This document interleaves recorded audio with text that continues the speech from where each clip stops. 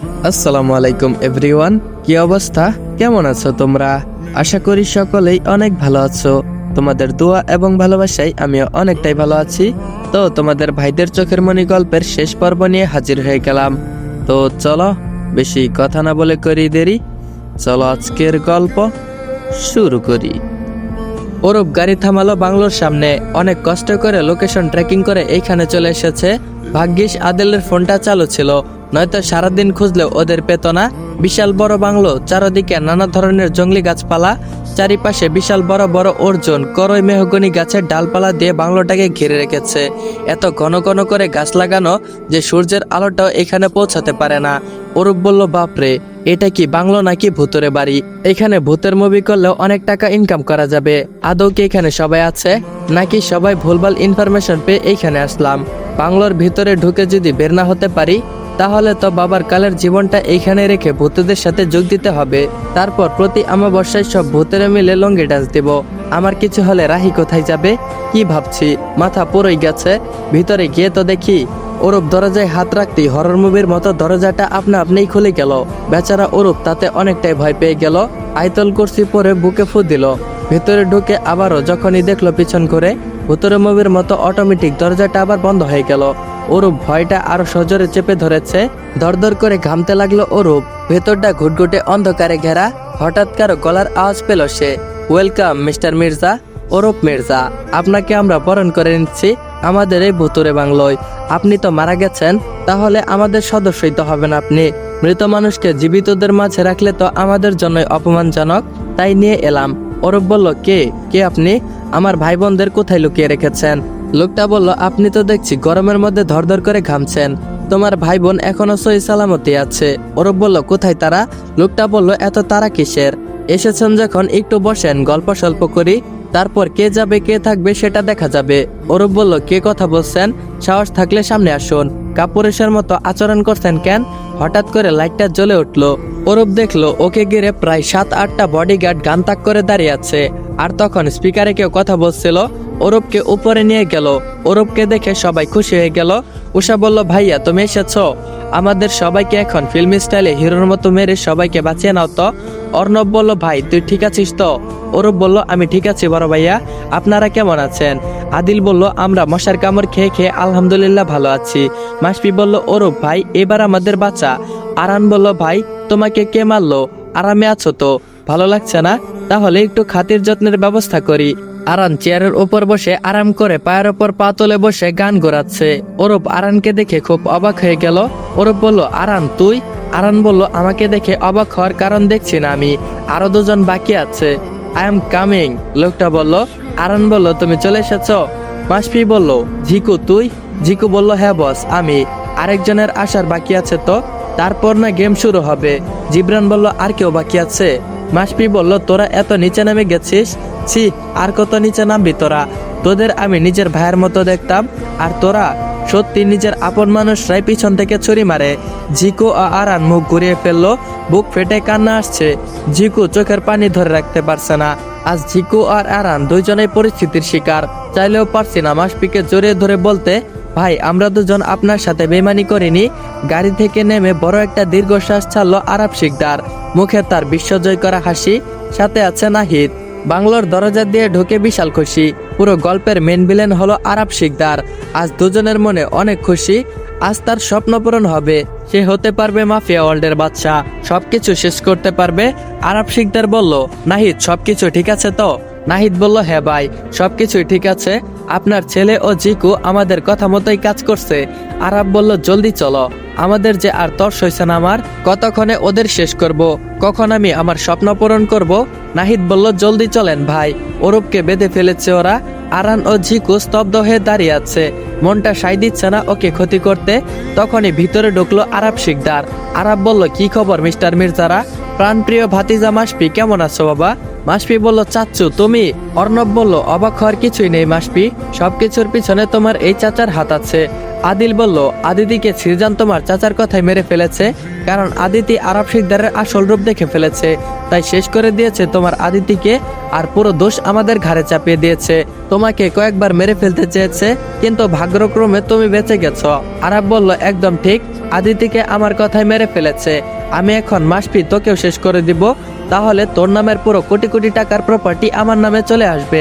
আরাব শিকদারের কথা শুনে আরান জোরে দুটো হাততালি দিতে শুরু করলো আর বলল, আরান বলল, ছি বাবা ছি, তুমি এত নিচে নেমে গেছো, আর কত নিচে নামবে তুমি? তুমি আদিতি আপুকে মেরে ফেলেছো। আমি তোমাকে কতটা শ্রদ্ধার চোখে দেখতাম, আর তুমি? আমার এখন তোমার উপর থুতু ফেলতে ইচ্ছা করছে। তুমি আমার ভাইকে মেরে ফেলার চেষ্টা করেছো। টাকার নেশা তোমাকে এতটাই অন্ধ করে দিয়েছে, তুমি নিজের স্বার্থের জন্য আর কত মানুষের জীবন নিয়ে খেলবে। আজ আমার তোমাকে দেখে ঘৃণা করছে, তোমাকে বাবা বলে ডাকতে ঘৃণা হচ্ছে। ছি ছি। আরাব বলল, ভদ্রভাবে কথা বলো আরান, আমি তোমার বাবা হই, যা কিছু করেছি সবকিছু তোমার জন্যই করেছি। তুমি আমার একমাত্র পুত্র, আমি মারা যাওয়ার পর সবকিছু তোমারই হবে।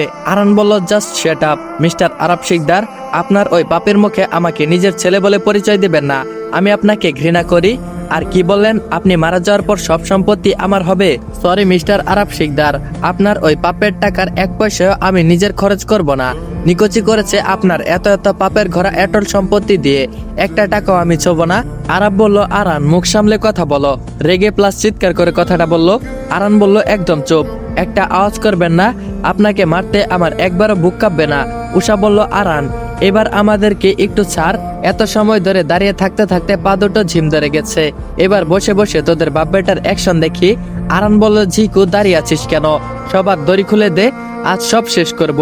আরাব বলল, খবরদার আরান, এই কাজটা মোটেও করো না, তাহলে কিন্তু আমি ভুলে যাব তুমি আমার ছেলে। আরান বলল, একদম সাউন্ড করবেন না, গলায় পাড়া দিয়ে সাউন্ড কমিয়ে দিব। আপনাকে আমি বাবা হিসেবে মানি না। আপনি আমার আদিতি বোনকে মেরে ফেলেছেন, নিজের পাপ ঢাকতে নিষ্পাপ বোনটাকে আমার মেরে ফেলেছেন। একটুও বুক কাঁপেনি আপনার? তাহলে আপনাকে মারতেও আমার হাত কাঁপবে না। ঝিকু অনুমতি পেয়ে সবার বাঁধন খুলে দিল।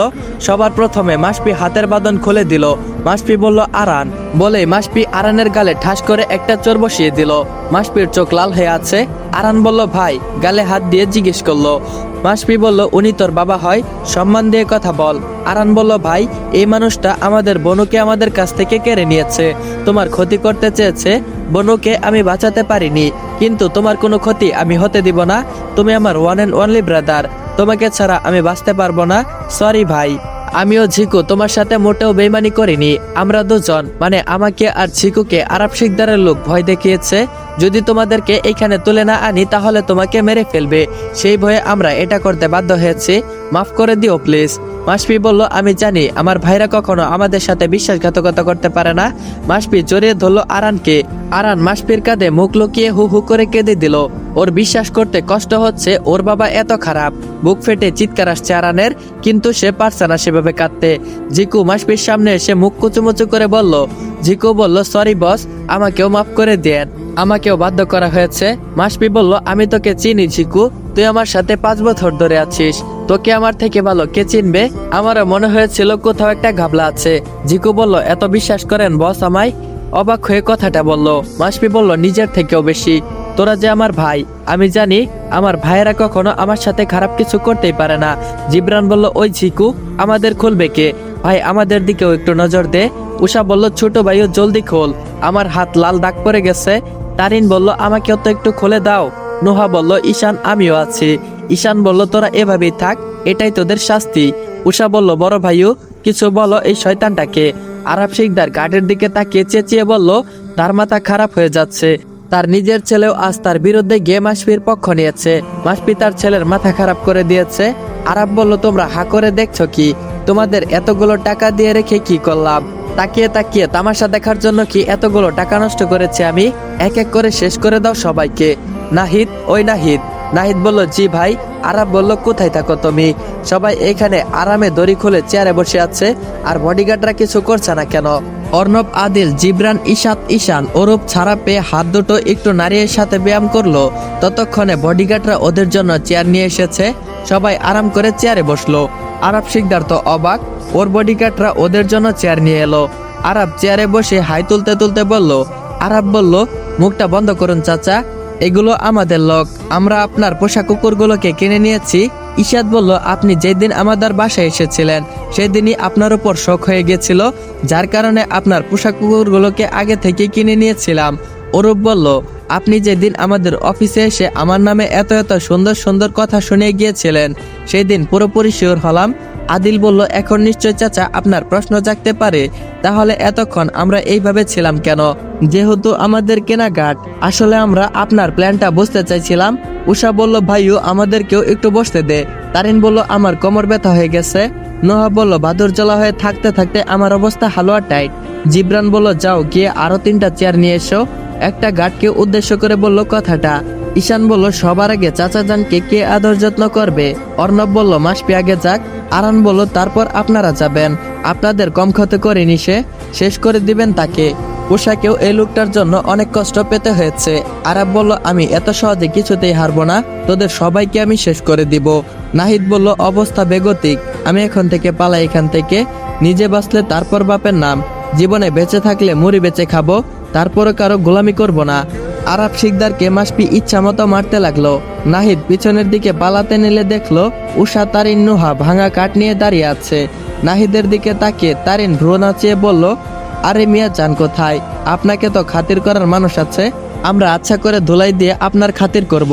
নাহিদ বলল, আমার খাতিরের দরকার নেই, আমাকে যেতে দেন আপনারা। বড় করে শুকনো একটা ঢুক গিলে কথাটা বলল।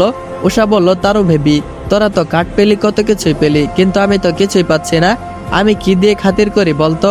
নোহা বলল, তুমি কিন্তু তোমার জুতাটা ব্যবহার করতে পারো, সেটা ব্যবহার করছো না কেন?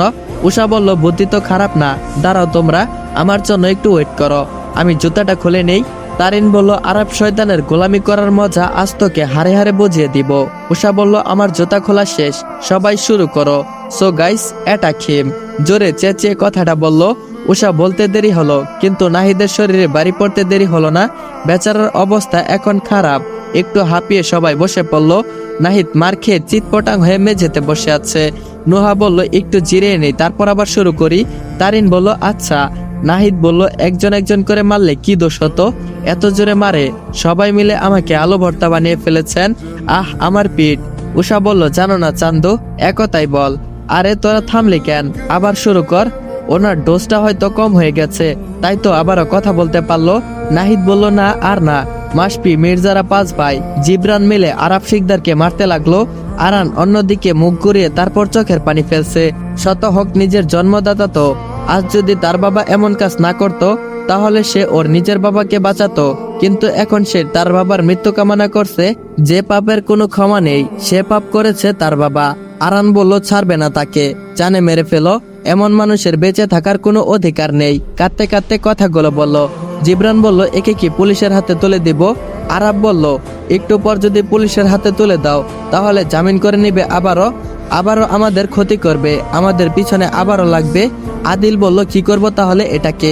অর্ণব বলল, জানে মেরে ফেলবো। ঈশান বলল, তাই করো, ওর জন্য আমাদের বোন অনেক কষ্ট পেয়েছে। ঈশাদ বলল, আমি বুঝছি না কি করব। জিকু বলল, বস আপনি কি বলেন? মাসপি বলল, আমি কি করব, কি বলবো, আমি তো কিছুই বুঝতে পারছি না, আমার মন তো দুটানায় পড়ে গেছে। একবার মনে হয় শেষ করে দেই, আরেকবার মনে হয় মাফ করে দেই। আরব শিকদার রক্তাক্ত অবস্থায় নিচে পড়ে আছে।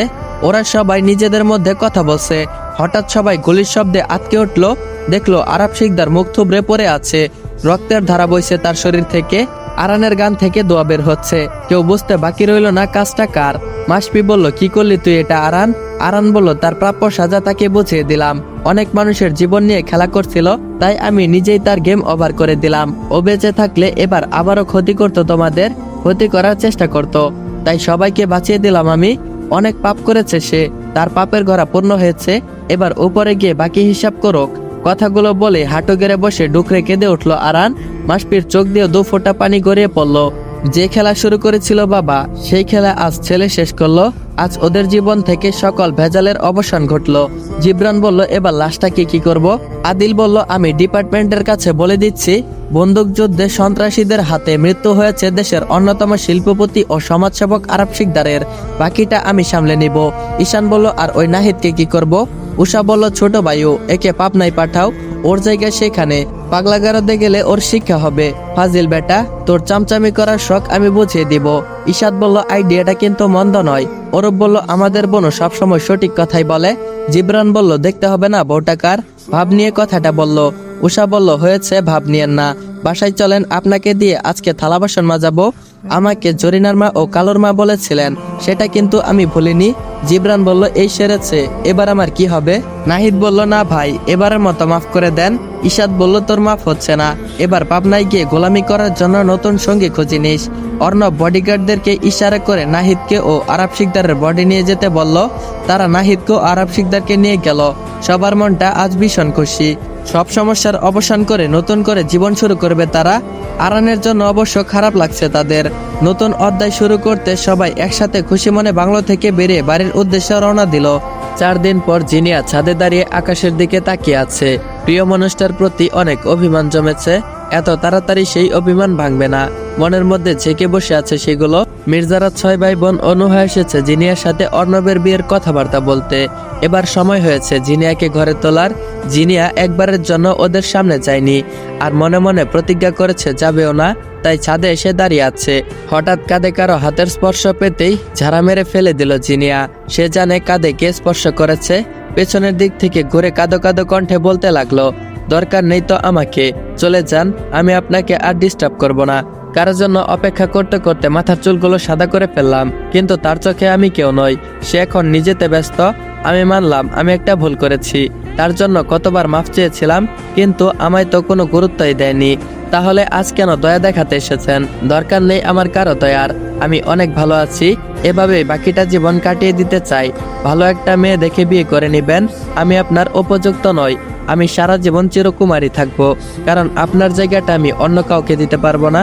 আপনি হয়তো আমাকে ভালোবাসেন না, কিন্তু আমি আপনাকে অনেক ভালোবাসি। যেই ভালোবাসার ভাগ অন্য কাউকে দেওয়া আমার পক্ষে কখনোই সম্ভব না। কথাগুলো কয়েক নিঃশ্বাসে বলে একটা বড় নিঃশ্বাস নিল জিনিয়া। অর্ণব আজ চুপ করে ওর কথাগুলো শুনছে। মেয়েরা খুব চাপা স্বভাবের হয়, কিন্তু কারো কাছে কিছুই শেয়ার করে না। আর প্রিয় মানুষটার কাছে নিজের সব কথা স্বাচ্ছন্দ্যে বলতে পারে। যদি সেই মানুষটার সাথে অভিমান নামক বস্তুটা ঘিরে দাঁড়ায়, তাহলে সেই সম্পর্কের মধ্যে অনেক দূরত্বের সৃষ্টি হয়। বুকের মাঝে জমে থাকা পাহাড় সমান অভিমানগুলো যদি তার সেই ভালোবাসার মানুষটাকে বলে বোঝাতে পারে, তাহলে নাকি কিছুটা হলেও কষ্ট কমে যায়। আর তখন যদি ছেলেটা মেয়েটাকে আলতো করে জড়িয়ে ধরে বলে, পাগলি, চিন্তা করিস না, আমি তো তোর আগেও ছিলাম, এখনো আছি, বরং ভবিষ্যতেও থাকবো। হয়তো একটু ভুল করেছি তোর সাথে কথা না বলে, কিন্তু এখন প্রমিস করছি আর কখনো এমন ভুল করব না। এখনো ভীষণ ভালোবাসি তোকে। অমনি সব অভিমান গলে পানি হয়ে গেছে। অর্ণব এমনটাই শুনেছিল একবার জিনিয়ার কাছ থেকে। আজ তা প্রয়োগ করার সময় এসে পড়েছে। অর্ণব জিনিয়াকে ওর দিকে ঘুরিয়ে আলতো করে জড়িয়ে ধরল। এতেই জিনিয়ার রাগ অভিমান সব উড়ে গেল।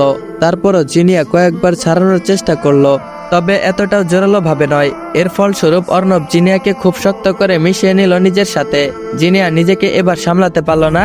অর্ণবকে জড়িয়ে ধরে ওর বুকে মুখ গুজে তারপর শব্দ করে কান্না করে উঠল। দুজনের চোখে পানি। আজ কত বছর পর তাদের ভালোবাসার পূর্ণতা পেল। অর্ণব বলল, প্রতিটা রাত আমি তোমায় মনে করতাম, কত যে চোখের পানি ফেলেছি তার কোনো হিসাব নেই। জানো জিনিয়া, তোমাদের মেয়েদের চোখের পানির ফোটার খবর যেমন বালিশ জানে, তেমনি আমাদের ছেলেদের চোখের পানির ফোটার খবর জানে সিগারেট। যখন খুব বেশি তোমাকে মনে পড়তো, তখন কত প্যাকেট সিগারেট শেষ করতাম তার কোনো হিসাব নেই। একদিন বনু দেখে ফেলেছিল, তারপর বনু মানা করে, তারপর থেকে খেতাম না। তবে এখনো মাঝে মাঝে যখন তোমার কথা মনে করতাম, তখন খুব কান্না করতাম আর লুকিয়ে লুকিয়ে সিগারেট খেতাম। কিন্তু ভালোবাসার প্রতি আমার বিশ্বাস ছিল, কারণ আমি তোমাকে রিয়েল লাভ করতাম। আমার বিশ্বাস ছিল আমি তোমাকে ঠিক পাবো। নামাজ পড়ে আমি তোমাকে চেয়েছি, তাই আল্লাহ তোমাকে আমার জন্য রেখে দিয়েছে। তুমি হিনা আমার একটা সেকেন্ডও নিঃশ্বাস বন্ধ হয়ে যেত। ভাই বোনের জন্য সবসময় মুখে হাসি ঝুলিয়ে রাখতাম, কিন্তু আমার ভেতরটা পুড়ে যেত।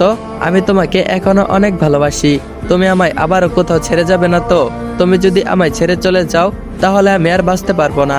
প্লিজ আমায় ছেড়ে কোথাও যেও না, আমি যে আর সহ্য করতে পারবো না। জিনিয়া বলল, কোথাও যাব না তোমাকে ছেড়ে, আমাকে মাফ করে দিয়েছ তো? অর্ণব বলল, ধুর পাগলি, আমি কি তোমার সাথে রাগ করে থাকতে পারি? তোমার যেমন আমার প্রতি অভিমান হয়েছিল, তেমনি আমারও। আমিও তোমাকে মাফ করে দিয়েছি সেই কবেই। জিনিয়া বলল, ভালোবাসি অর্ণব। অর্ণব বলল, আমিও। ওদের পুরো ঘটনাটা আড়াল থেকে দেখে খুব খুশি হলো ঈশান। যদিও ঈশান জানে এটা ঘোরতর অন্যায়, তারপরও নিজেকে আর আটকে রাখতে পারেনি। এত বছর পর ভাইয়ের ভালোবাসার পূর্ণতা পেল কিনা সেটা দেখার জন্য এইখানে এসেছিল। অবশেষে যে ওদের ভালোবাসার মাঝে সকল ভুল বোঝাবুঝির অবসান ঘটল, তাতেই ও খুশি। খুশিতে কখন চোখের পানি গাল বেয়ে টপ করে পড়ে গেল, খেয়ালই করেনি ঈশান। চোখের পানি মুছে পিছন দিকে ঘুরতেই দেখলো ঈশান চোখ ছোট ছোট করে ওর দিকে তাকিয়ে আছে। ঈশান বলল, এ কি, তুই এইখানে কি করিস?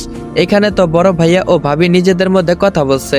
ঈশান বলল, এই রে ঈশান, তুই তো এবার গেছিস, কি বলবি এখন? মনে মনে কথাগুলো বলল। ঈশান বলল, কথা বলছিস না কেন?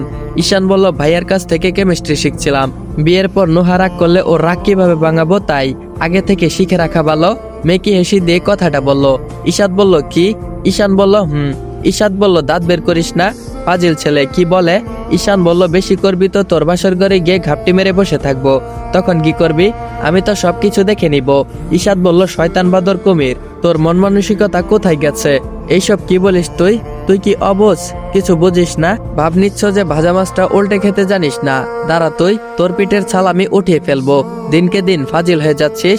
ঈশান পায়ের থেকে জুতা খুলতে খুলতে ঈশান দিল দৌড়। ঈশা তো ওর পিছনে জুতা হাতে নিয়ে ছুটলো। জিবরান কান ধরে ওঠা বসা করছে, কারণ এটা ওর শাস্তি। সেই দিন বাংলোতে ওকে কালোর মা ও জরিনার মা বলার সাজা এটা। বেচারা জিবরানের মুখটা দেখার মতো হয়েছে। উষা দোলনায় বসে বসে চিপস খাচ্ছে আর জিবরানকে লক্ষ্য রাখছে। আজকে ওকে কালোর মা ও জরিনার মা বলার সাজা হারে হারে বুঝিয়ে দিচ্ছে জিবরানকে। জিবরান বলল, 54, 55, 56, 57। উষা, এবারের মতো মাফ করে দাও না প্লিজ, কানে ধরছি, নাকে ধরছি। এই জীবনে আর কখনো তোমাকে কালোর মা ও জরিনার মা বলবো না। অনেকবার তো কানে ধরে উঠা বসা করেছি, এইবারের মতো মাফ করে দিলে কি হয়? আমি তোমার 10টা না 5টা না, একটা মাত্র হব স্বামী। এই অবলা মাসুম কিউট ভোলাবালা বাচ্চাটার সাথে তুমি এমন করতে পারো না। উষা বলল, চুপচাপ কানে ধরে উঠবস করুন। 200বারের আগে একবারও থামবেন না, থামলে খবর আছে। যদি আবার কথা বলেছেন তো 200 থেকে 500 হয়ে যাবে। জিবরান বলল, এই না, তুমি ছোট বাচ্চাটার সাথে এমন অন্যায় করতে পারো না। উষা বলল, বেশি কথা না বলে কাজ করেন। জিবরান বলল, এই বয়সে নাকি কান ধরে উঠা বসা করতে হবে? আল্লাহ, তুমি আমাকে ওয়ান পিস একটা মিলিয়ে দিয়েছো, এখনই এই অবস্থা। বিয়ের পর তো আমার চুলগুলো একটাও থাকবে না, মাথার চুল একদম টাক হয়ে যাবে। উষা বলল, কি বললেন? আবার বলুন তো। জিবরান বলল, কিছু না তো, আমি তো তোমার কথা মতো আমি কান ধরে উঠবস করছি। 98, 99, 100 তো হয়ে গেছে। উষা বলল, চিটিংবাজ, আপনি আমার সাথে চিটিং করছেন। আপনি 57 পর্যন্ত গুনেছিলেন, সেখান থেকে 1 লাফ দিয়ে 98-তে চলে গিয়েছেন। ফাজিল বাদর কোথাকার। জিবরান বলল, এই রে, ধরা খেয়ে গেছি, চিটিং করেও শান্তি পেলাম না। উষা বলল, আপনি আবার প্রথম থেকে এবার কান ধরে উঠবস করবেন, এটা হলো আপনার পানিশমেন্ট, নিন শুরু করুন আবার। জিবরান বলল, না, একটু দয়া করো এই কিউট মাসুম বাচ্চাটার উপর। উষা বলল, জলদি শুরু করেন, নয়তো আমি বিয়ে করতে মানা করে দিব। জিবরান বলল, না না, করছি। জিবরান মুখ ভার করে একের পর এক কান ধরে উঠবস করছে, পা ব্যথা করছে। আর উষা দোলনায় বসে পায়ের উপর পা তুলে মিটমিট করে হাসছে, মুখ টিপে হাসছে সে। জিবরান বলল, বের করছি তোমার হাসি, আমাকে দিয়ে কান ধরে উঠা বসা করানো। আমিও এখন তোমাকে জরিনার মা ও কালোর মা বলে পালাবো, আমাকে ধরতেও পারবে না। মনে মনে শয়তানি হাসি দিয়ে কথাটা বলল। উষা বলল, মিটমিট করে হাসছেন কেন? জিবরান বলল, জরিনার মা, কালোর মা। উষা বলল, কি? আবারও মিস্টার জিবরা, আপনি আমাকে কালোর মা ও জরিনার মা বলছেন? আজকে আপনার একদিন কি আর আমার যতদিন লাগে, চাটনি বানাবো আজকে আপনাকে, বজ্জাত বেটা। জিবরান তো উষাকে এসব বলে উঠে দিল দৌড়। উষা ওর পিছনে পিছনে ছুটলো। জিবরান আগে, উষা ওর পিছনে পিছনে চক্কর কাটছে। বিকেলে সবাই মিলে একসাথে অথয়দের বাসায় গেল। অথয়ের বাবা মা অনেক খুশি, তাদের মেয়ের জন্য এত বড় ঘর থেকে ছেলে দেখতে এসেছে। তারা নিজে অথয়কে নিতে এসেছে। কিছু সময় পর অথয় চায়ের ট্রে হাতে নিয়ে ওদের সামনে এলো। আদিল হা করে শুধু ওর দিকেই তাকিয়ে আছে। আজকে অথয় হালকা আকাশি কালারের একটা শাড়ি পরেছে, সাথে সামান্য কিছু জুয়েলারি, তাতেই আদিলের নীলাশাকে অনেক সুন্দর লাগছে। উষার কোনোর গতি খেয়ে তারপরে আদিলের হুঁশ ফিরল। এত সময় ধরে সবার সামনে এইভাবে তাকিয়েছিল, ভাবতেই আদিল লজ্জা পেয়ে মাথা নিচু করে ফেললো। অর্ণব বলল, চাচা, আপনাদের যদি আপত্তি না থাকে তাহলে এর মধ্যেই আমরা বিয়েটা সেরে ফেলতে চাই। আমাদের 6 ভাই বোনের বিয়ে একসাথেই হবে। অথয়ের বাবা বলল, আমাদের আর কি আপত্তি থাকবে বাবা, তোমরা যেটা ভালো মনে করো তাই করো। আমি আর কি বলবো, বড় মেয়েটাকে বিদায় করতে পারলে ভালোই, তারপর ছোটটাকে বিদায় করতে পারলেই আমাদের শান্তি, দুজন বুড়ো বুড়ি নিশ্চিন্ত হব। অর্ণব বলল, ওরা দুজন দুজনের সাথে কথা বলতে পারে, ওদের নিজেদেরও মতামত তো আমাদের জানা উচিত। আদিল, অথয়, তোমরা দুজন আলাদা কথা বলতে পারো। অথয়ের বাবা বলল, অথয়, আদিল বাবাকে তোর রুমে নিয়ে যা। আদিল ও অথয় দুজনে একসাথে রুমে দাঁড়িয়ে আছে। অথয় মাথা নিচু করে দাঁড়িয়ে আছে। আদিল বলল, কি হয়েছে, কিছু বলছো না যে? অথয় বলল, কি বলবো, আদিল বলল, আমার উপর রাগ করে আছো মনে হচ্ছে। অথই বলল, আমি কারো উপর রাগ করি না।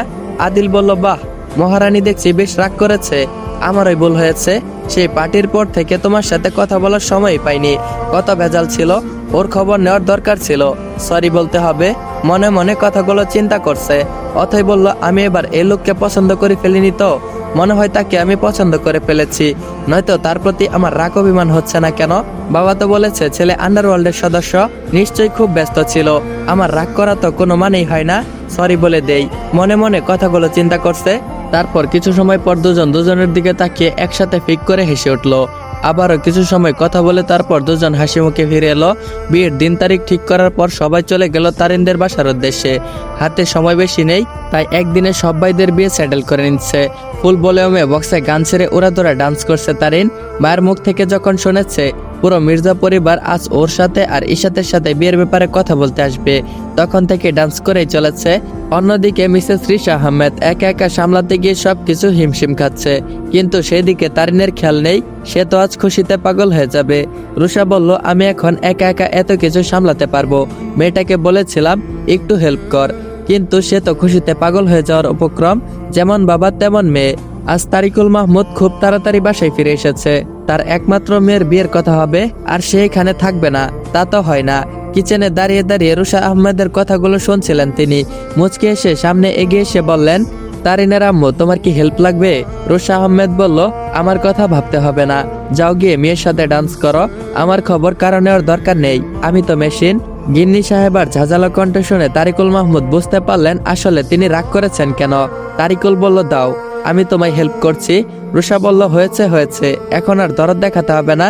এভাবেই আমাকে উদ্ধার করে ফেলেছেন। দুপুরের খাবারের টাইম শেষ হয়ে যাচ্ছে। ছেলে মেয়েগুলো এসে কখন খাবে বলো তো? এমনি সময়ের জন্য আসতে পারে না, এতদিন পরে আসবে, তাও আবার মেয়ের বিয়ের দিন তারিখ ঠিক করতে। এখন যদি দুপুরে খাইয়ে না দিতে পারি তাহলে কি আমার মনটা শান্তি হবে? তোমার মেয়েকে কত করে বললাম, সে তো খুশিতে আত্মহারা হয়ে নাচতে চলে গেল। এত কাজ কি আমি একা সামলাতে পারি? তারিকুল বলল, আমায় বলো কি করতে হবে, আমি করে দিচ্ছি, তুমি মাথা ঠান্ডা করো। রুষা আহমেদের সাথে তারিকুল মাহমুদও কিচেনে কাজ করতে লেগে পড়লেন।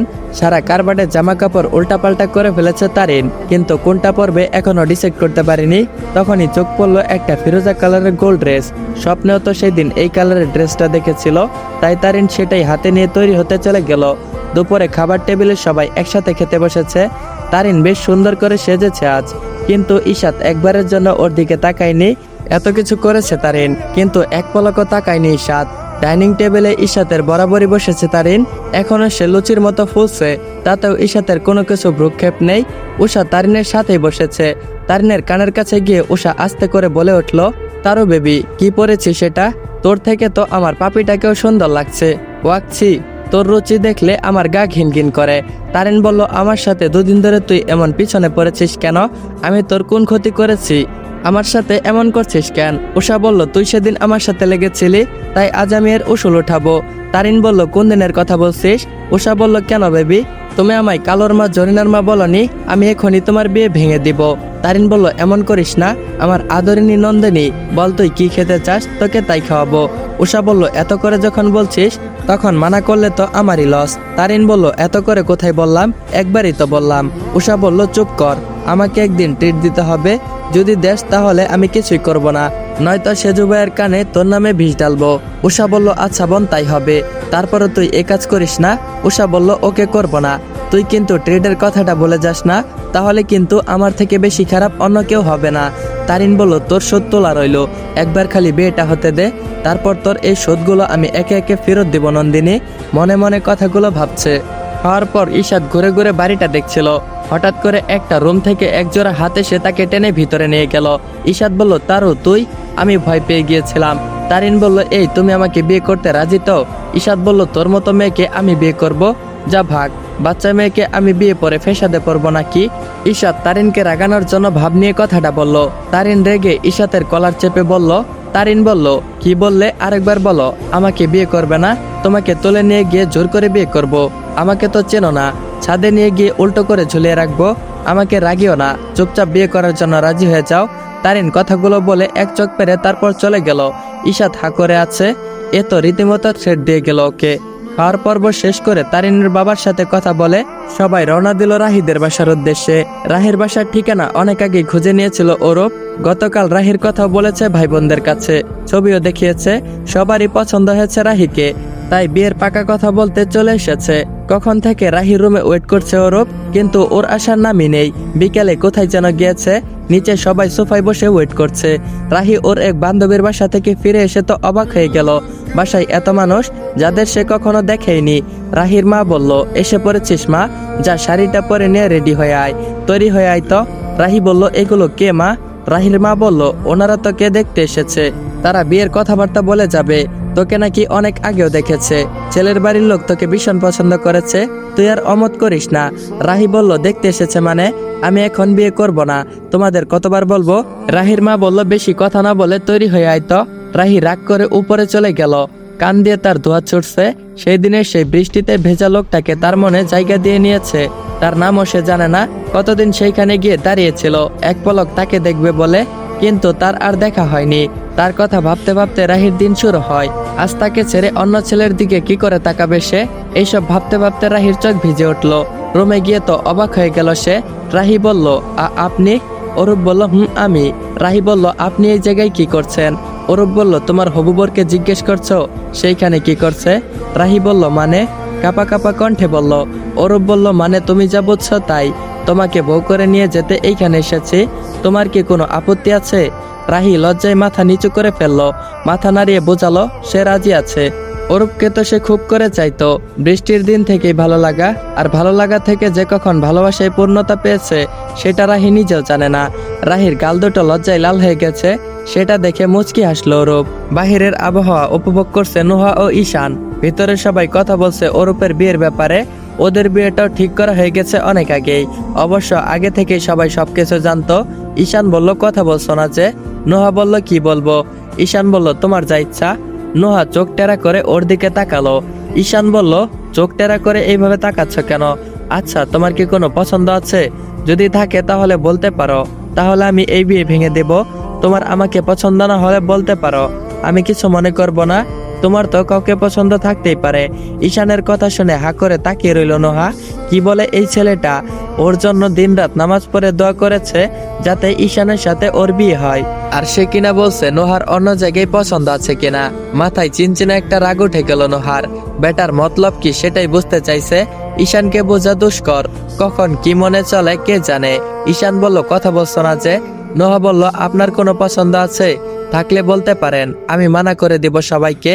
নিজের বিরুদ্ধে গিয়ে বিয়েটা আপনাকে করতে হবে না। একটা অনাথ মেয়েকে ঠাঁই দিয়েছেন সেটাই বেশি, আর কিছু চাই না আমার। ছলো ছলো চোখে কথাগুলো বলল। ঈশান বলল, কি বলছো তুমি এইসব? নোহা বলল, যা সত্যি তাই বলেছি। ঈশান বলল, সেই প্রথম দেখায় তোমাকে ভালোবাসি আমি। তোমাকে যাতে চোখে না হারাই সেজন্য নিজের বাসায় নিয়ে এসেছি। সেই তুমি আমাকে এইসব কথা বলছো? আমি অন্য কাউকে পছন্দ করি কিনা? অন্য কাউকে পছন্দ করলে আমি কখনো তোমাকে বিয়ে করতে রাজি হতাম না। নোহা বলল, আমিও তো আপনাকে ভালোবাসি, তাহলে আপনি আমার মনের খবর না জেনে কেন এই কথা বলেছেন আমি অন্য কাউকে পছন্দ করি? ঈশান বুঝতে পারল নোহা ওর প্রতি রাগ হয়ে এইসব কথা বলেছে, কিন্তু ও তো নোহার মনের খবর জানতো না। এসব কথা বলা ওর ঠিক হয়নি। ঈশান বাচ্চা ফেস করে কানে ধরে বলল। ঈশান বলল, সরি উড বি মিসেস ঈশান মির্জা, এই কানে ধরেছি, আর কখনো না জেনে কোনো কথা বলবো না। ঈশানের বাচ্চা ফেস দেখে নোহার রাগটা আর করতে পারলো না, মুখে হাত দিয়ে হেসে উঠল। 1 মাস পর মির্জা বাড়িটা অসম্ভব সুন্দর করে সাজানো হয়েছে। হবেই না কেন, মির্জাদের 6 ভাই বোনের বিয়ে বলে কথা। পুরো ডেকোরেশন সহ সকল কিছুর ব্যবস্থা মির্জারা করেছে। জিবরান জোর করে 3 ভাগের 1 ভাগ টাকা দিয়েছে, মির্জারা নিবেই না, কিন্তু জিবরানের জোরাজোরিতে রাজি হয়েছে। গতকাল সন্ধ্যায় ঘটা করে হলুদ ফাংশন হয়েছে। আজ বিয়ের সব কোণে একসাথে আছে। ছেলেদের আলাদা ব্যবস্থা, মেয়েদের আলাদা ব্যবস্থা। উষা নিজের রুমে দাঁড়িয়ে গলায় ও কানে জুয়েলারি পরছিল আর দেখছিল কেমন লাগছে। হঠাৎ ধপ করে দরজা লাগানোর শব্দ পেয়ে পিছন দিকে চমকে তাকালো। জিবরান চোরের মতো ওর কাছে এসেছে। উষা বলল, আপনি? জিবরান বলল, তাহলে কে হবে? কপাল কুঁচকে কথাটা জিজ্ঞেস করলো। উষা বলল, আপনি এখানে কেন এসেছেন? বিয়ের আগে ছেলে মেয়ে কাউকেই দেখতে পারবে না, এমনটা কিন্তু ভাইয়া সতর্ক করে দিয়েছিল। জিবরান ডোন্ট কেয়ার ভাব নিয়ে বিছানায় 2 হাত পা মেলে শুয়ে পড়ল। ওর কাজে উষা আরেক দফা অবাক হলো। উষার কথাটা যেন জিবরান কানেই ঢোকেনি। উষা বলল, হ্যালো মিস্টার জিবরা, আমি কিছু বলছি। কোমরে হাত দিয়ে টপক রাগ দেখিয়ে তারপর বলল। জিবরান ওর দিকে তাকিয়ে মুচকি হাসলো। উষা বলল, আমি কিছু বলছি মিস্টার জেব্রা। রেগে কথাটা বলল। জিবরান বলল, জি বলুন মিসেস জেব্রা। উষা বলল, আমি মোটেও জিবরা নয়। জিবরান বলল, তুমি আমার মিসেস, তাই আমি জিবরা হলে তুমিও জিবরা হবে। উষা বলল, আপনি এখান থেকে চলে যান। চোরের মতো কেন এসেছেন সেটা বলুন। জিবরান বলল, আমার বউকে কবের থেকে দেখি না, তাই দেখতে চলে আসলাম। উষা বলল, এত বড় ডাহা মিথ্যা কথা আল্লাহ সহ্য করবে না। গতকালকেও তো আমাদের একসাথে হলুদের ফাংশনে ছিলাম। জিবরান বলল, গতকাল ছিলাম, আজকে তো নয়। উষা বলল, প্লিজ আপনি এখান থেকে চলে যান, নয়তো ব্যাপারটা খারাপ দেখাবে। জিবরান বলল, কোনো কিছুই খারাপ হবে না। আমার বউটার কাছে আমি এসেছি, তাতে কার কি? আমার বুঝি আমার বউটাকে দেখতে ইচ্ছা করে না? বাচ্চাদের মতো করে ঠোঁট উল্টে কথাটা বলল জিবরান। তা দেখে উষা ফিক করে হেসে উঠল। জিবরানের দুই গাল টেনে বলল, ওলে আমার জামাইটালে কত ভালোবাসে আমায়। অনেক হয়েছে, এবার ভাগেন, নয়তো আমি জোরে চোর বলে চেঁচিয়ে উঠবো আর আপনাকে গণদোলাই খাওয়াবো। জিবরান বলল, আমি যেতে পারি, তবে একটা শর্ত আছে। উষা বলল, আবার কিসের শর্ত? জিবরান বলল, আমার গালে একটা কিসি দিতে হবে, তাহলে আমি চলে যাব। একটুও বিরক্ত করব না তোমাকে, নয়তো আমি আজ এখান থেকে উঠছি না। উষা বলল, এই মিস্টার জিবরা, আপনি কি দুপুরে ড্রিঙ্ক করে এসেছেন? এমন উল্টাপাল্টা বকছেন কেন? জলদি উঠুন বলছি, জলদি গিয়ে রেডি হন। আপনি যদি এখন এইখান থেকে না ভাগেন, তাহলে আমি কিন্তু বিয়ে ক্যান্সেল করে দিব। ভাব নিয়ে কথাটা বলল। জিবরান বলল, এই না, খবরদার এমন করলে কিন্তু তুলে নিয়ে গিয়ে বিয়ে করে নিব। উষা বলল, এসেছে আমার মাফিয়া কিং, আমাকে তুলে নিয়ে বিয়ে করবেন? আপনার এত সাহস আছে নাকি? সামান্য একটা মাছি মারতে পারে না, সে আমায় তুলে নিয়ে বিয়ে করবে? ভেঙচি কেটে কথাটা বলল উষা। জিবরান ওর মুখের সামনে এসে চোখ দুটো ছোট ছোট করে বলল, তুমি কি দেখতে চাও? কথাটা সিরিয়াস ভাবে বলল। উষা কিছুটা ভয় পেয়ে গেল। জিবরানকে ভয় পাওয়ানোর জন্য কথাটা বলেছিল, কিন্তু নিজেই ভয় পাচ্ছে। স্বভাবত জিবরান খুব বেশি একটা রাগী ছেলে নয়, শান্ত নম্র ভদ্র ছেলে।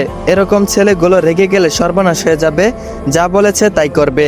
যদি জিবরান রেগে গিয়ে সত্যি সত্যি ওকে তুলে নিয়ে যায়, তবে তেমন একটা ক্ষতি হবে বলে মনে হয় না, তবে ব্যাপারটা ভালো দেখায় না। জিবরান বলল, কি হয়েছে মিসেস খান, চুপ হয়ে গেলেন যে? উষা বলল, আমি তো আজকে আপনাকে বিয়ে করব, বলুন। তাহলে তুলে নিয়ে যাওয়ার কি দরকার? আপনি এখন রুম থেকে যান তো, এখনই পার্লারের মেয়েরা সাজাতে চলে আসবে। উষা জিবরানের পিঠে দুই হাত দিয়ে ঠেলতে ঠেলতে দরজার বাইরে নিয়ে এলো। জিবরান উষার হাত শক্ত করে ধরে রেখেছে। উষা বলল, আপনি কি শুরু করলেন? জিবরান বলল, উষা বলল, আপনি কি আমাকে ছাড়বেন না? জিবরান বলল, না। উষা ঝাড়া মেরে নিজেকে জিবরানের থেকে ছাড়িয়ে নিল। জিবরান এখন ওর দিকে কেমন কেমন করে যেন তাকিয়ে আছে। জিবরান বলল, মিসেস খান, বিয়ের পর কিন্তু আমি আর ছাড়বো না। এক চোখ মেরে তারপর কথাটা বলল। উষা ওর দিকে চোখ বড় বড় করে তাকিয়ে আছে। জিবরান বলল, তোমাকে ছাড়ার জন্য তো ধরিনি। উষার কানের কাছে গিয়ে বলল কথাটা, খুব ভালোবাসি তোমাকে। জিবরানের লো ভয়েসের গাঢ় কণ্ঠে। উষার পুরো শরীরে যেন শীতল বাতাস বয়ে গেছে। লজ্জায় ইচ্ছা করছে মাটির নিচে ঢুকে যেতে। গাল ব্লেসিং হচ্ছে। জিবরান টুপ করে এসে ডুব করে লাল গালে একটা কিস করে বসলো। উষা যেন আবার শক, দুই হাত পকেটে গুজে উষার দিকে চোখ মেরে তারপর চলে গেল। উষা এখনো ঘরের মাঝে আছে, সারা শরীর ঠান্ডা হয়ে গেছে। জিবরান হঠাৎ এমন কেন করলো, তা ওর মাথার উপর দিয়ে গেছে। অর্ণব আদিল নিজেদের বিয়ে হওয়ার সত্ত্বেও নিজের কাজের তদারকি করছে। সকল দিকে নিখুঁত নজর, কোথাও যাতে কোনো কিছুর ঘাটতি না থাকে। ওদের দুই এতিমখানার বাচ্চাদের আলাদা ব্যবস্থা করা হয়েছে। বাচ্চাগুলো বাগানে খেলছে। আদিল বলল, আমাদের বোনও আজ আমাদেরকে ছেড়ে চলে যাবে, ভাবতেই মনটা খারাপ হয়ে যাচ্ছে।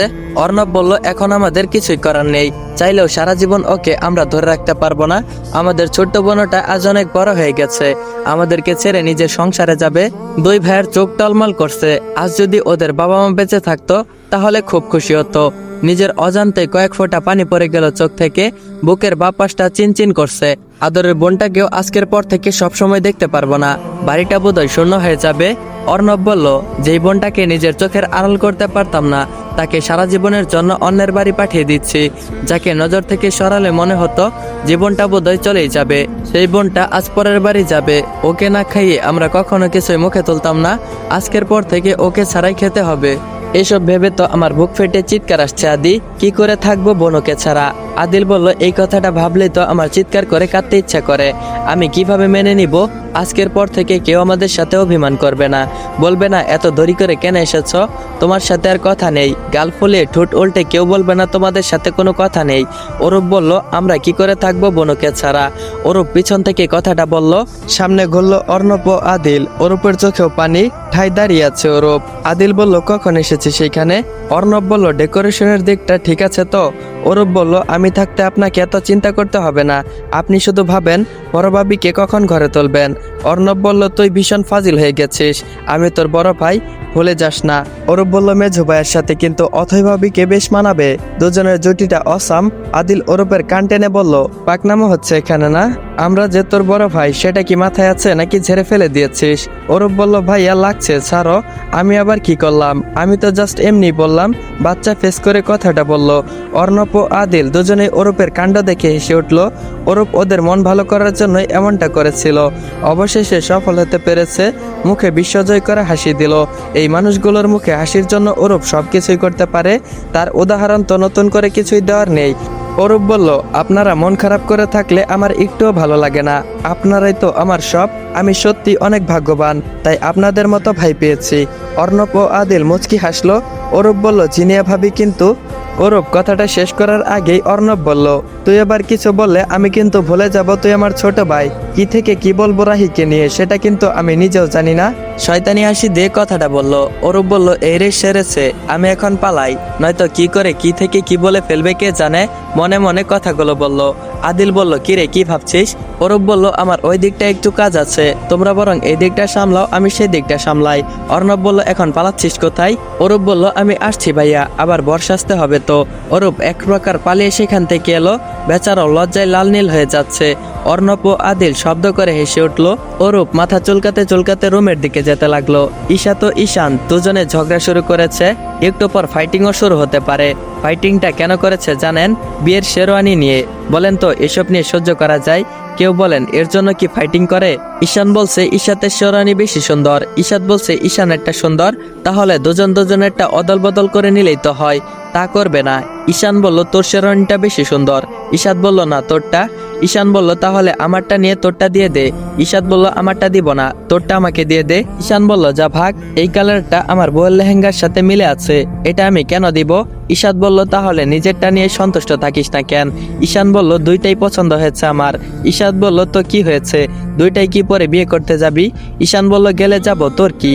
ওদের কথা শুনে দরজা থেকে পেট ধরে হাসতে হাসতে বসে পড়ল উষা। দুই ভাইকে দেখতে এসেছিল, কিন্তু ওদের ঝগড়া দেখে ওর হাসি আর থামাতে পারল না, পেট ব্যথা হয়ে গেছে হাসতে হাসতে। এটা কি কোনো ঝগড়ার রিজন হলো?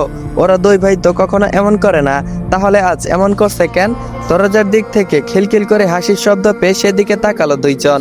বোনকে হাসতে দেখে দুই ভাই খুশি হলো। আপনারা হয়তো ভাবছেন কেন? অর্ণব ও আদিলের কথা পিছন থেকে সব শুনে নিয়েছিল উষা। কাঁদতে কাঁদতে সেখান থেকে চলে এসেছে। ঈশা তো ঈশান বোনকে কাঁদতে দেখে তারা এই প্ল্যানটা করেছিল, তাই ওর মন ভালো করতে এরকম ব্যাপার নিয়ে ঝগড়া করছিল। উষা এখনো হাসছে, দুই ভাই মুগ্ধ হয়ে বোনকে দেখছে। ঈশান বলল, কিরে কালুর মা, এইখানে কি করছিস? উষা বলল, ওই তুই আবার আমাকে কালুর মা বলিস? এখনই কিন্তু নোহাকে তোর নামে বিষিয়ে দিয়ে আসবো, আর আমার কথা অবশ্যই নোহা বিশ্বাস করবে। তোর আজকে অবস্থা হালুয়া টাইট হয়ে যাবে। ঈশান বলল, এই রে, তুই আবার আমার সাথে লাগতে এসেছিস? উষা বলল, আমি নই, তুই লাগতে এসেছিস। ঈশাত বলল, শান, আমরা বোধহয় জেনে বোঝা জিব্রানের মতো নিষ্পাপ ছেলেকে ওর মতো দজ্জালের কাছে তুলে দিচ্ছি, বেচারার বেঁচে থাকার ইচ্ছাটাই হারিয়ে ফেলবে। উষা বলল, তুমি আমার সাথে লাগছো? লাগো লাগো, বেশি করে লাগো, আমি না থাকলে তোমরা বেশি খুশি হবে। আমিও আজ চলে যাচ্ছি, দেখবো কার সাথে লাগো। আর আমি আসবো না আর তোমাদের বাড়ি, আমি চলে গেলে তো তোমরা খুশি হবে। উষা ঠোঁটে কামড় দিয়ে কান্না আটকানোর ব্যর্থ চেষ্টা করলো। ঈশা তো ঈশানের বুকটা ছেদ করে উঠলো। অবশ্য কালকে থেকে 5 ভাই বুকে পাথর বেঁধে আছে, বোন ওদেরকে ছেড়ে চলে যাবে, এটা মনে হলে বুকটা খাকা করে ওঠে। দুই ভাই বোনকে জড়িয়ে ধরলো। উষা এবার খুব করে জোরে কান্না করে উঠলো, সাথে ঈশা তো ঈশানও কান্না করছে। চেয়ারে বসে আছে মির্জাদের 5 ভাইয়ের বউ, মাঝখানে বসে আছে উষা। বিশাল বড় একটা আয়োজন। জিনের গায়ে খয়েরি রঙের একটা ভারী স্টোনের লেহেঙ্গা, অথয়ের গোল্ডেন কালার, তারিনেরটা হালকা ফিরোজা কালার, নোহার লেহেঙ্গাটা জাম কালারের, আর রাহির লেহেঙ্গাটা মিষ্টি কালারের। সবার লেহেঙ্গা একই ডিজাইনের, শুধু কালারটা ভিন্ন, সাথে ম্যাচিং করা জুয়েলারি। 5 জনের থেকে আলাদা উষার লেহেঙ্গাটা ভিন্ন, কারো লাল কালারের মধ্যে গোল্ডেন পাথরের কম্বিনেশন, সাথে গোল্ডেন কালারের ম্যাচিং জুয়েলারি তো আছেই। এক কথায় পরি লাগছে। সবার লেহেঙ্গার কালার মিলিয়ে ছেলেরা পরেছে শেরওয়ানি। তারিনের মনটা আজ ভীষণ খুশি, তার ঈশাত আজ তার হবে। তার যেন আর তস হইছে না, কখন ওদের বিয়ে হবে। তারিন বলল, উষানি বেবি, কখন আমাদের বিয়ে হবে? এভাবে সংসারে আর বসে থাকতে ভালো লাগছে না। মুখে একটা বিশাল বড় হাসি। উষা বলল, চুপ কর, বেশি কথা বলিস না। তারিন বলল, তুই যাবি মির্জা বাড়ি থেকে, আর আমি ঢুকবো এই বাড়িতে। উষা বলল হয়েছে, আর এত খুশি হতে হবে না। তারিন বলল আমার তো এখন পাগলো ডান্স দিতে ইচ্ছে করছে। আমার Ishad, I love you Ishad baby. Usha বলল ব্যাঙের মতো লাফাস কেন চেমরি। তারিন বলল আমি যে কত খুশি তোকে বোঝাতে পারবো না, আজ আমার বিয়ে। এসব বলে তারিন গান গাইছে। উষা বলল তোর মাথা গেছে খুশিতে তারও। 6 জন এসে তাদের নিজেদের বউকে দেখে হা করে তাকিয়ে রইল। 6টি ভিন্ন কালারের শেরওয়ানি, সাথে ম্যাচ করে পাগড়ি ও নাগরা জুতা। 6 জন অবাক হয়ে তাকিয়ে আছে। ঈশান বলল ঈশাদ, নিজেদের বউকে চেক করে নিস, কে জানে অন্য মেয়েকে মেকআপ করে পরে সাজিয়ে বসে রেখেছে নাকি। ঈশাদ বলল প্রত্যেকটাকে মেকআপ দিয়ে ভূত সাজিয়ে রেখেছে, কোনটা যে বোন কোনটা যে বউ আর কোনটা যে ভাবি কিছুই বুঝতে পারছি না। জিবরান বলল কম করে হলেও 10 পাল্লা মেরেছে। মেকআপ তুমি মহান, পেতনিকে দিয়েছ পরিহর সমাধান। আমার বউ কোনটা রে, আমি তো চিনতেই পারছি না। ঈশান বলল সবার মাঝে যে মেয়েটা রানীর সাজে বসে আছে সেটাই তোর বউ। ঈশাদ বলল জিবরান, আমরা তোকে যেমন রানী দিয়েছি তেমনই তুই আমাদের বোনটাকে রানী করে রাখিস। আদিল বলল জিবরান, আমরা আমাদের বোনটাকে নয় আমাদের কলিজা ছিঁড়ে তোমাকে দিচ্ছি, তুমি আমার বোনটাকে দেখে রেখো। অরূপ বলল আমাদের বোনও কতটা প্রিয় আমাদের কাছে তা নিশ্চয় তোমাকে আবার নতুন করে জানানোর প্রয়োজন নেই, তুমি শুধু আমাদের কলিজার টুকরাটাকে একটু সুখে রেখো, আর কিছু চাই না আমাদের। অর্ণব বলল আমি জানি জিবরান, তুমি আমাদের বোনটাকে অনেক সুখে রাখবে, কারণ তুমি ওকে অনেক ভালোবাসো। তারপরে যদি কোনো কারণে তুমি আমার বোনের সাথে অন্যায় করো তাহলে আমাদের 5 ভাইয়ের থেকে যে খারাপ কেউ হবে না, কথাটা মনে রেখো। জিবরান বলল আপনারা আমার ওপর বিশ্বাস রাখুন, আপনাদের বোনকে আমি আমার রাজ্যের রানী করে রাখবো, কারণ আমি যে ওকে ভীষণ ভালোবাসি। উষাকে ছাড়া আমি অসম্পূর্ণ, কখনো আমি ওকে কষ্ট দিতে পারবো না, because she is my only one love queen, I love him so much. সব ভাইদের আদরের বোনকে জড়িয়ে ধরলো।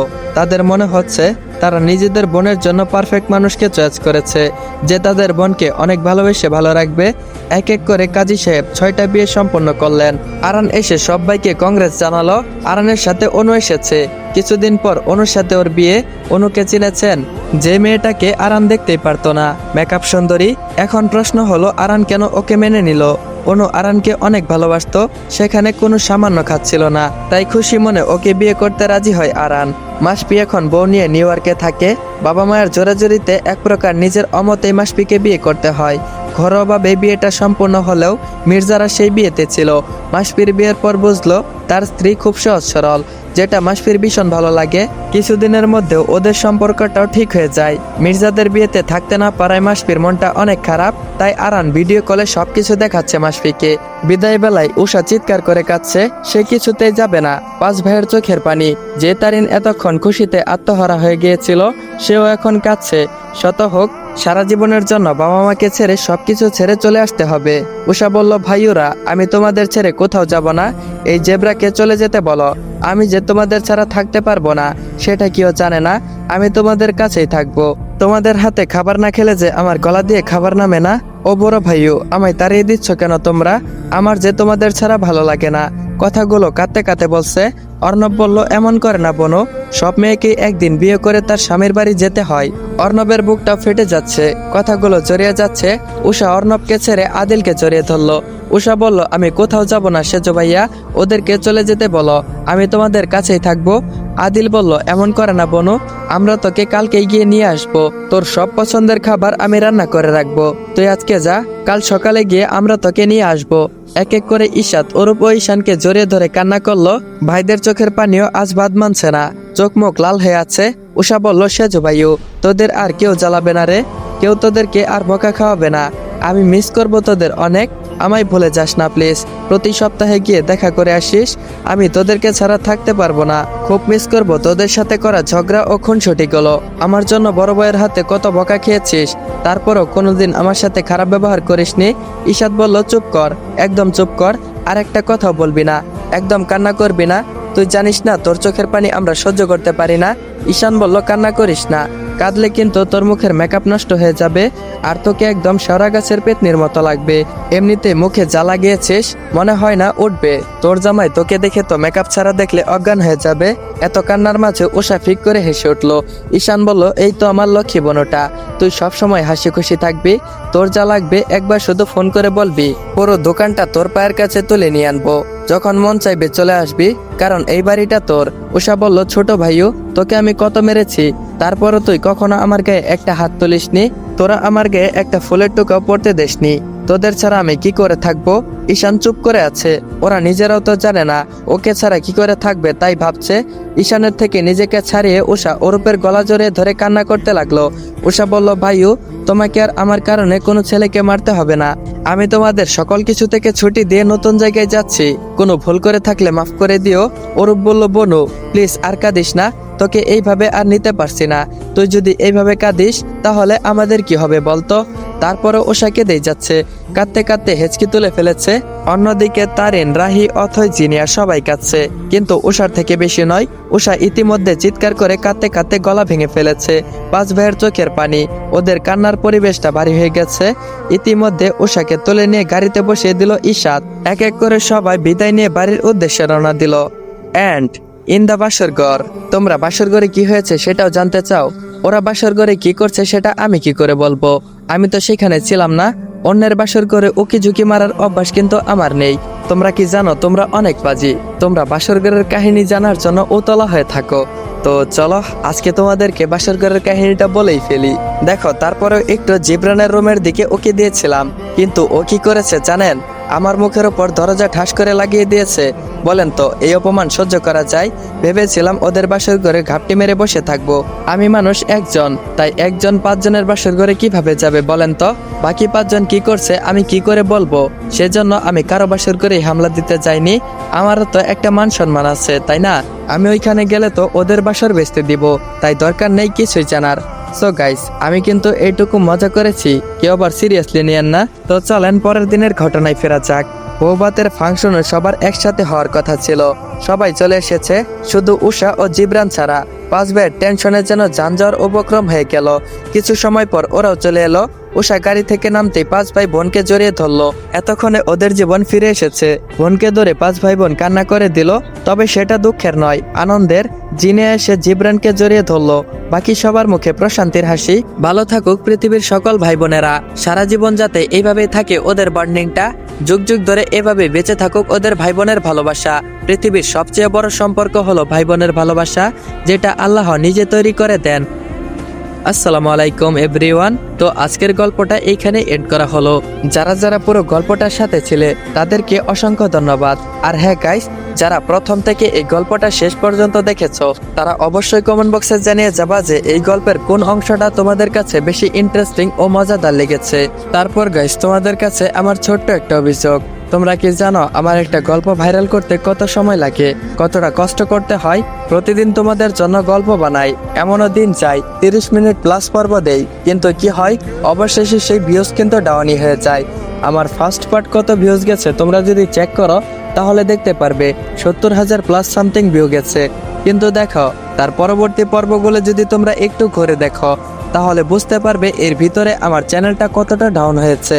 আসলে বিষয়টা হয়েছে কি, তোমরা হচ্ছে গল্প লাভার, তোমরা পুরো গল্পটা শেষ করে দিতে পারলেই পাচ্ছো। আসলে একটা গল্প ক্রিয়েটরই জানে তার গল্প রেকর্ড করতে কতটা সময় লাগে। আর তোমরা কি করো, যারা এআই দিয়ে ফুল গল্প রেকর্ড করে আপলোড করে দেয়, একদিনে তোমরা দেখে শেষ করে দাও। আসলে গাইস, আমার কিছু বলার নেই। আমি প্রতিদিন এত পরিশ্রম করে তোমাদের জন্য 30 minute plus 20 minute plus recording করি, কিন্তু প্রতিবারই তোমাদের কাছ থেকে আমার হতাশ ও নিরাশ হতে হয়। তো তোমরা যদি আমার কাছ থেকে গল্প শুনতে না চাও তাহলে বলে দিও গাইস, কমেন্টে বলে দিবা যে আমার কাছ থেকে আর গল্প শুনতে চাও না। আমরা এত কষ্ট করে গল্প ভাইরাল করি, কিন্তু তার ক্রেডিট অন্য কেউ নিয়ে যায়। তারপরও এআই দিয়ে ভয়েস ওভার করে তারপর ফুল গল্প আপলোড করে দেয়, আর তোমরাও তাদের গল্পগুলো শোনো। আমাদের কিছু বলার নেই গাইস। আসলে এই কথাগুলো তোমাদেরকে আর অনেক আগে বলতে চেয়েছিলাম, কিন্তু বলিনি। আমি দেখতে চেয়েছি তোমরা কতদূর এরকম করতে পারো। যাই হোক গাইস, আমি তোমাদের কাছ থেকে অনেক ভালোবাসা পেয়েছি, আর তাই তোমাদেরকে ধন্যবাদ দিয়ে ছোট করতে চাই না। আর হ্যাঁ গাইস, আজকের গল্পটা তো এইখানে এন্ড করা হলো। তোমাদেরকে আর কিছুই বলার নেই। তোমরা যদি চাও যে আমি আর গল্প না দেই তাহলে বলে দিও, আমি আর তোমাদের মাঝে গল্প নিয়ে আসবো না, হারিয়ে যাব। আর তোমরা যদি আমাকে সব গল্পে এরকম ভালোবাসা ও সাপোর্ট দেখাও তাহলে কিন্তু আমি আবারও গল্প নিয়ে হাজির হব। আর যদি তোমরা আমার কাছ থেকে গল্প শুনতে চাও তাহলে এই ভিডিওতে সুন্দর একটা কমেন্ট করে একটা লাইক করে যাও। আর যারা যারা চ্যানেলে নতুন, এখনো চ্যানেলটা সাবস্ক্রাইব করো নাই, তারা অবশ্যই চ্যানেলটা সাবস্ক্রাইব করে বেল আইকন নোটিফিকেশনটা অন করে রাখবা, যাতে করে পরবর্তীতে নতুন কোনো গল্প আসলে তোমরা ইজিলি দেখতে পারো। তো গাইস, দেখা হচ্ছে নতুন কোনো গল্পে। ততক্ষণ পর্যন্ত সবাই ভালো থাকবা, সুস্থ থাকবা। আল্লাহ হাফেজ।